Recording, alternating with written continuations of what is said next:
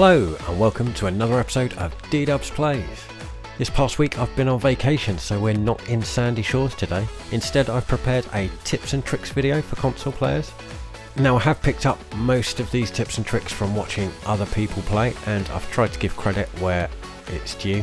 However, if I've missed somebody or I've credited the wrong person, then please do let me know in the comments. I would like to make sure that everybody who deserves the credit gets the credit. Also, if you've got any tips and tricks of your own that I haven't covered in this video, then please do let me know. I'd love to hear what they are and possibly even include them in a future tips and tricks video. If you enjoy the video today, then please do hit the like button, and if you'd like to see more, then subscribe as well. I also have a Discord where you can join the community, and that's a great place to share your own tips and tricks. So come along and join us there, the link will be in the description. Now, as you can see, we've got some pretty impressive tips and tricks coming up, but we are going to start with some of the more practical ones. And roads seem like a good place to start. I know a lot of people, especially when they're new to the game, struggle with some of the aspects of roads in this game. Now, this may not look like much of a road, and it isn't much of a road, but it is a very useful tool.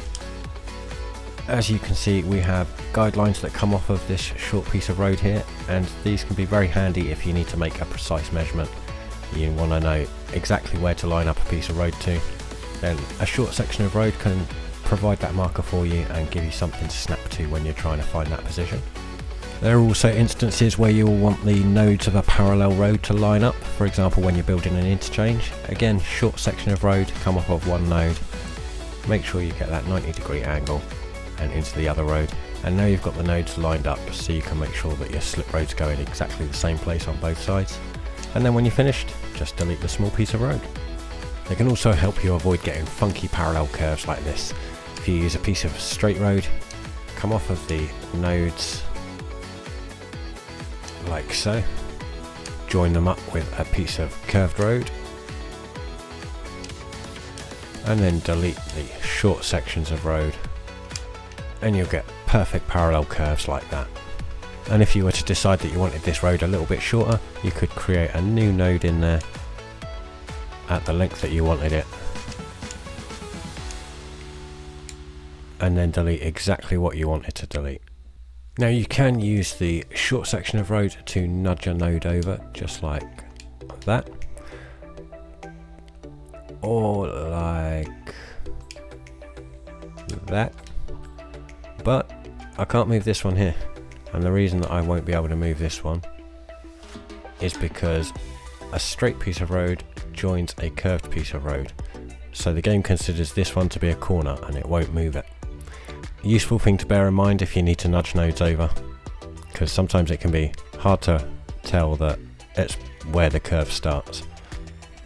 So the simple short piece of road can be a very useful tool in many different situations, and I highly recommend using them. Now, a quick tip that many of you may already know: if you want to draw a perfect 45-degree angle, you may think that you just need to come off and find 45 degrees there, but that may actually be ever so slightly off by a fraction of a degree, and that won't notice in a small scale, but on a larger scale it will start to become apparent. A good way to make sure that you are getting a perfect 45-degree angle is to just create two roads of the same length and then join the two of them up,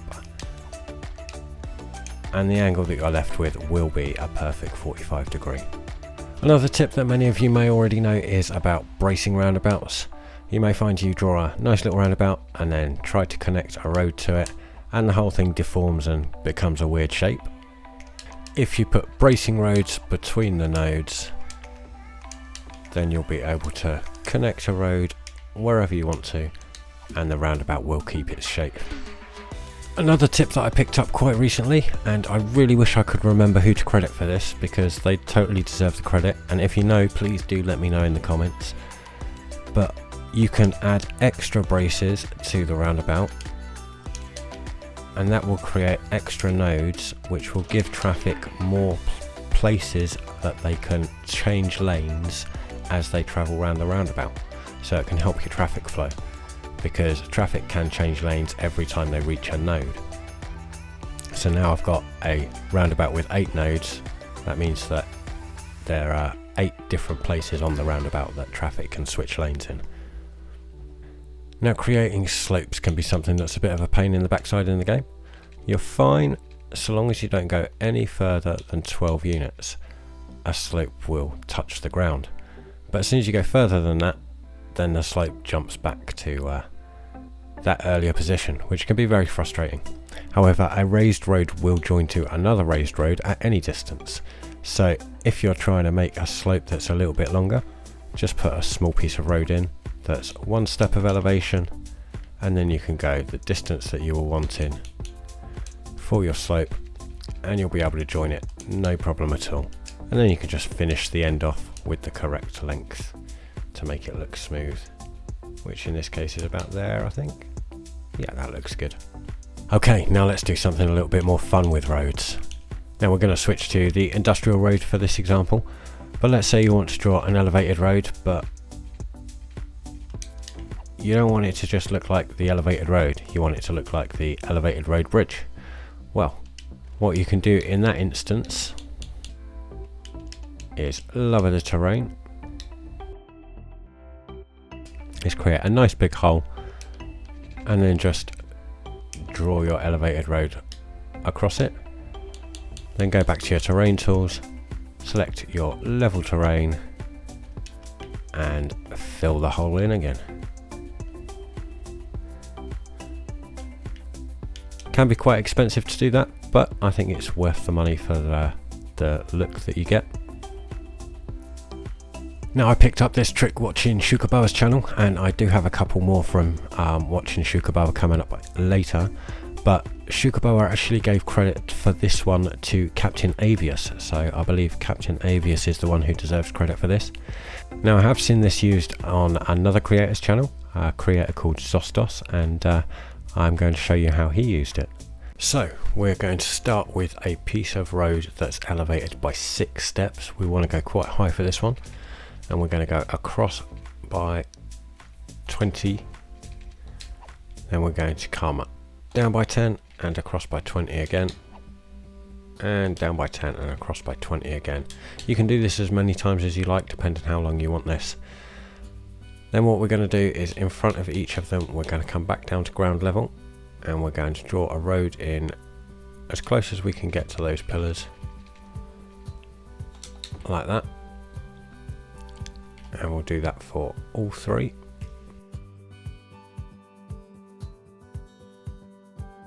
Now if we draw a road between these,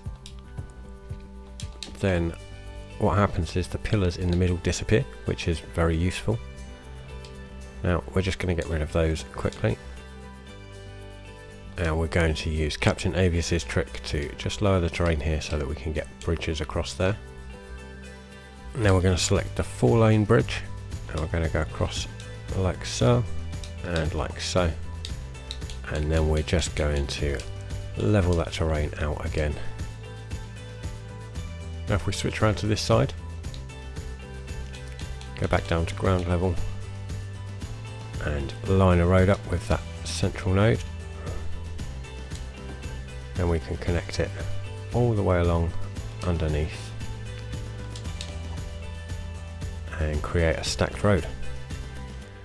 Now this bit is important. If you want to achieve this effect, you need to increase the size of your bulldoze brush and delete both pieces at the same time.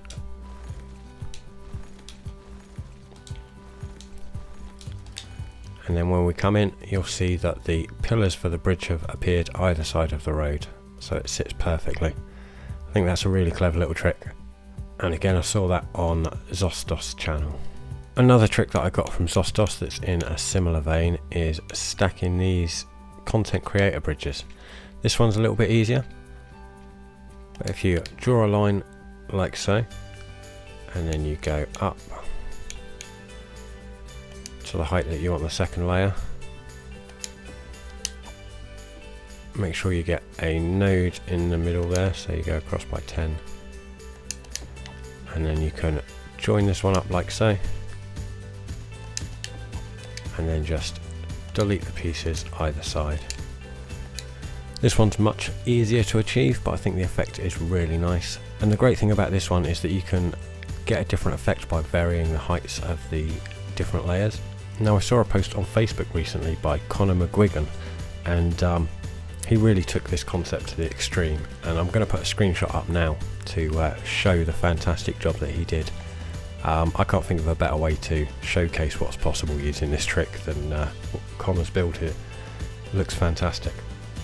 Now another useful little tip to note if you want to place an asset set back from the road a little bit is that an asset will actually count as connected to the road so long as it's within 2 units. So I could place this asset here,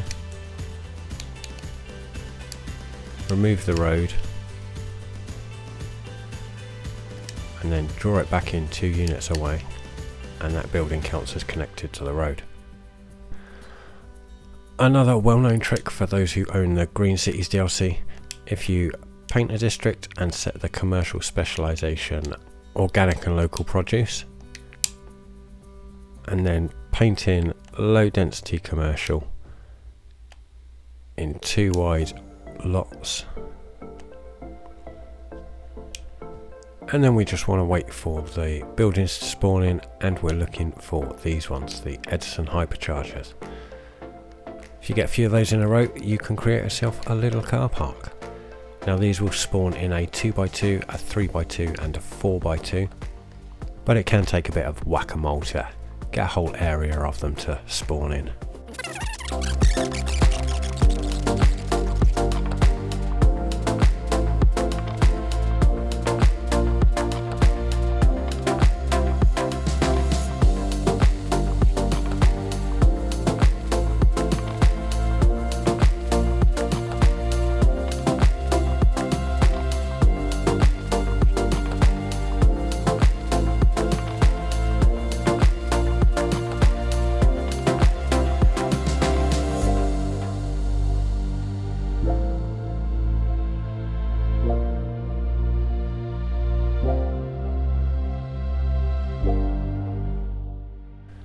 As you can see, it takes a bit of patience, but that's the only way we have of getting car parks on Console Edition.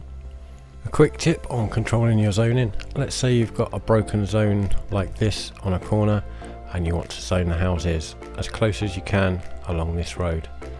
You can use a piece of path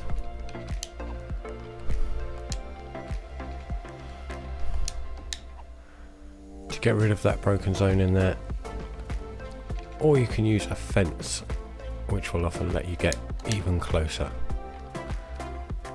That's a handy little tip for controlling your zoning areas. Now here's another trick that takes a bit of patience. You can create areas of concrete if you're very, very careful about how you draw your paths.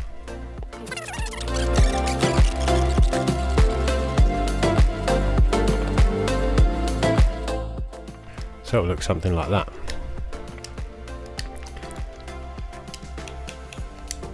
Now you do want to make sure you've got all of your snapping switched off when you do this, and you just want to get as close as you possibly can. It'll sometimes take you a couple of attempts to find the right spacing, so it does take a bit of patience to do it.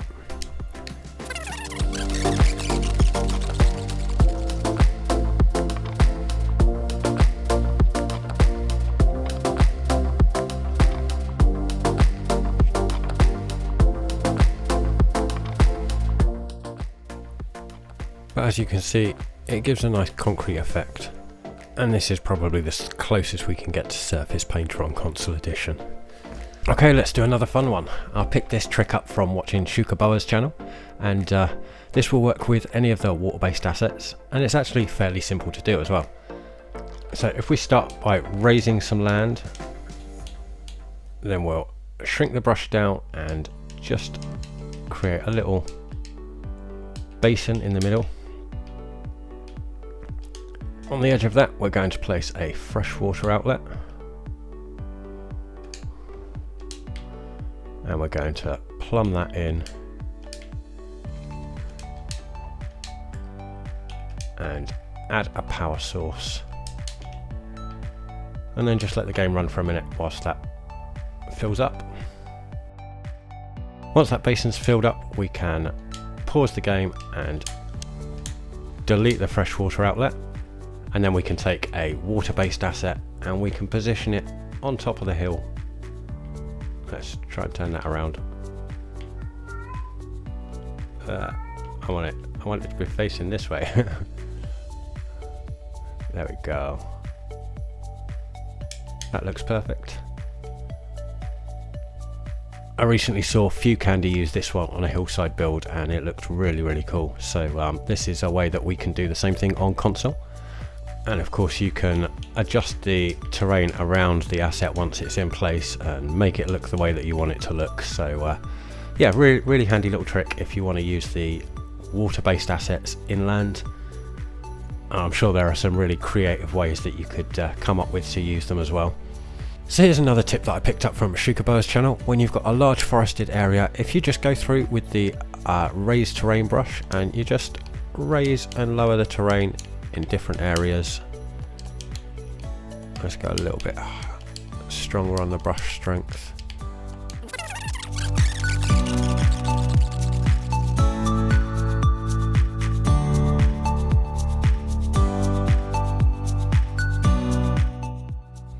That will give your canopy very subtle variations in height. It's not hugely noticeable, but it does make a real difference, especially when you've got large areas of trees. So very useful little tip for just giving your canopy a little bit more realism and variety in the height. A couple of quick tips about cargo train stations. If you place your cargo station against a road, add a new road directly in like that, and then delete the pieces either side. This road now goes directly into your train station with all of the traffic coming in and out on the correct side, so you won't get any traffic backups with trucks pulling out in front of other trucks. Very useful way to set up your cargo train stations. And I'm pretty sure I got this one from watching Noob Build Cities. I think this was a trick that he used in Twisted Dunes. Now this is a trick that I picked up from a real life friend of mine. You can use the medium cargo airport road, place a cargo station next to it, and if we delete this piece, come up with the large cargo airport road and draw that up as far as it will let us, which is to just there. And then we'll do the same thing on this side, and then fill the middle in with the medium cargo airport road. Now when traffic comes up to the cargo airport, it will actually use the correct lane on the larger road, go straight into the cargo airport there, and any traffic that's bypassing it will use the inside lanes there and go straight across. So it really helps the traffic flow if you've got a lot of traffic around the cargo airport. Very clever little trick, and it works really nicely, and it looks pretty cool too, which is always a bonus. And that came from Masseyman, my good friend in real life. Really nice trick. Thank you for that one, Masseyman. Now the last one I'm going to show you is another one that I got from Xucaboa. What we're essentially going to do is we're going to create ourselves a nice lake area.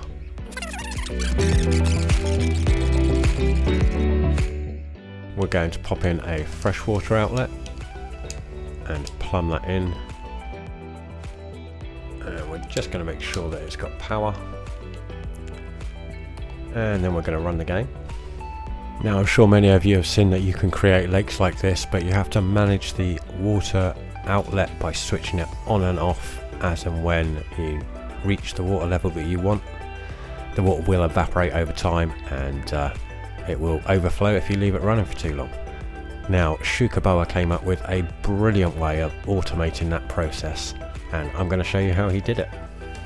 Essentially all you need to do is create a piece of road next to your lake with the end sitting at the height that you want the water level to be at.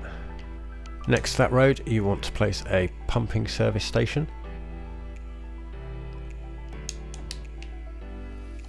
and you want to hook that into your water grid.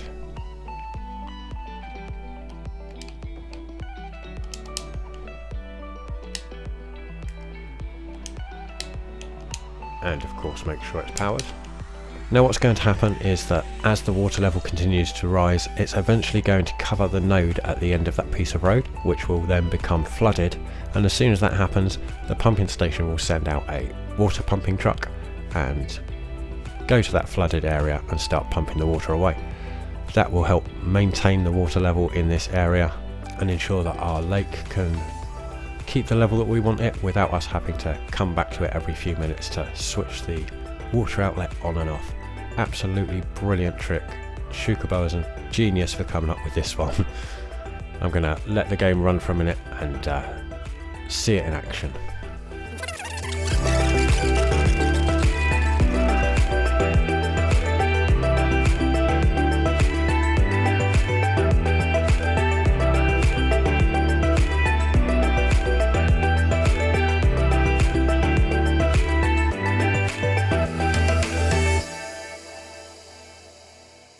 Okay, I was actually missing a node there. I needed a second node quite close to the first one, which I'd forgotten about, but yeah, I've put that in now, and as you can see, it's showing that the road is flooded and the pumping trucks are out there removing that water, and they will maintain the water level and make sure that it doesn't get too deep.